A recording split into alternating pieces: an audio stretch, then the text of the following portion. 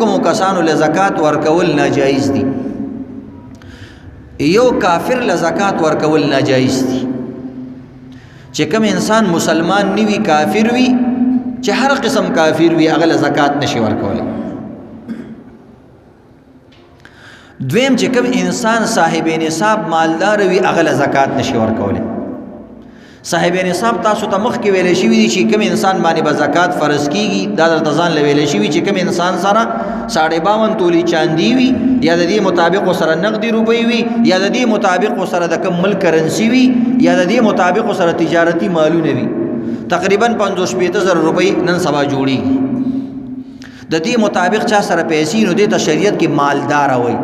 اگر چې معاشره کې دا مالدار نه دی، شریعت کې مالدار دی، یعنی زکات نشي اغسته،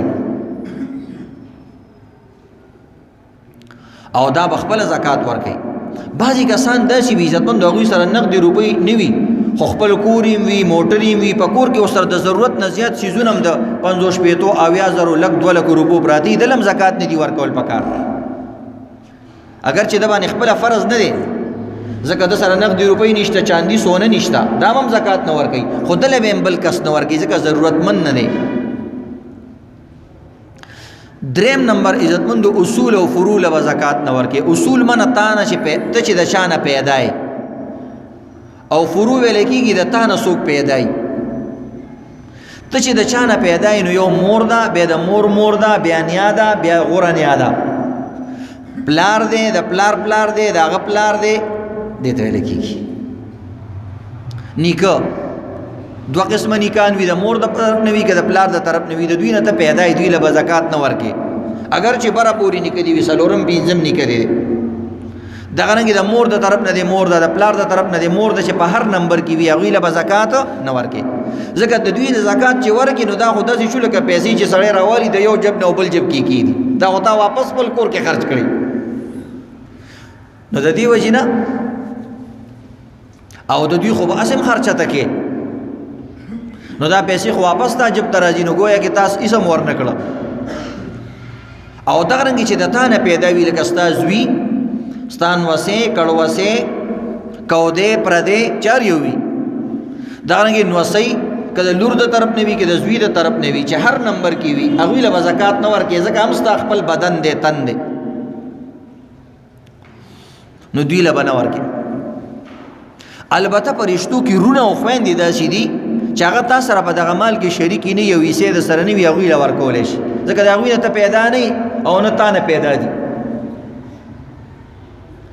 نو چې هغه تا سره شریک نه په دغه مال کې، نو هغوی له زکات ورکولی شي، خو هغې کې به هم دغه شرط وي چې کافر نه او مالدار نه. بعضې ناسکه رشتې دي عزتمندو، مثلا ناسکه مور، نو دا مور نه د شریعت کې، دې ته هسې عزت د وجې نه مور ویلی کېږي، نو هغې له زکات ورکولی شي. ناسکه مور لکه ستا د پلار ښځه، یو خو ستا د پلار هغه ښځه چې ته دې پیدا دې ته مور وایي، او یو هغه چې ته دې پیدا نه او هغه غریبه ده، نو وله ورکولی شي. یا مثلا سړی خپل لور له خو نشي ورکولی، خو د لور خاوند له ورکولی شي، داماد، زمګې، که هغه غریب وي هغې له ته ورکولی شي. اگر چې هغې ستا په لور خرڅ کوي، چې په هر چا یې خرڅ کوي، هغه د هغه مال شو. دغه رنګ عزتمندو څلورم پنځم نمبر ښځه خاوند له او خاوند ښځې له زکات نشي ورکولی، اگر چې غریبي. ځکه دا هم داسې دی لکه ځان له چې د زکات ورکو، نو ځان له خو څوک زکات نه ورکوي، چې ښځه د غریبه ده ته پې خرچه کې، چې ته غریبي ښځه خرچه شلی، نو د زکات ورکولو څه مفهوم نه جوړېږي. پنځم نمبر شپږم نمبر عزتمندو سیدانو له زکات نشي ورکولی. خو د سیدانو نه خاص سیدان مراد دي چې هغه د علي صاحب اولادي، د عباس صاحب اولادي، د جعفر صاحب اولادي، د عقیل صاحب اولادي، او حارث ابن عبدالمطلب د نبی اسلام تر د اولادي. دی رشتو والا چې کوم اولاد دی او داسې سیدان را رواني، څوک وایي زه علوي ما د علي صاحب اولاد یم، موږ د جعفر صاحب په اولاد کې راځو، د علي صاحب رور دی، د عقیل په اولاد کې، نو بس بیا زکات ولا نه ورکوي، دوی سره نور خیر ښېګړه کول پکار دي. نو دا بعضې رشتې دي عزتمندو، دې له ته زکات نشي ورکولی. البته یو سید سړی دی داغه ښځه سیده نه ده، عامه پښتانه ده یا پنجابی سندھی بلوچی ده او سید خاندان سره تعلق نشته، نو که ښځې غریبه وي دې ښځې له بیا زکات ورکولی شي. نو که سید چېرته غریب وي نو هغه داسې کول پکار دي چې ښځې سیده نه وي د هغې په واسطې سره ول بیا زکات هم ورکولی شي. نو دې طریقې سره عزتمند. بل شپږم نمبر خبره دا ده، مسجد کې او دغه رنګې هسپتالونو کې تعمیرونو کې پولونه جوړول، ډسپنسرۍ جوړول، په دې شیزونو کې سکولونه، مدرسې، عمارتونه جوړول، په دې کې زکات نشي خرج کولی. زکات د غریب سړي حق دی چې څو پورې د غریب لاس ته نه تللی یو ځای کې نشي خرج کولی.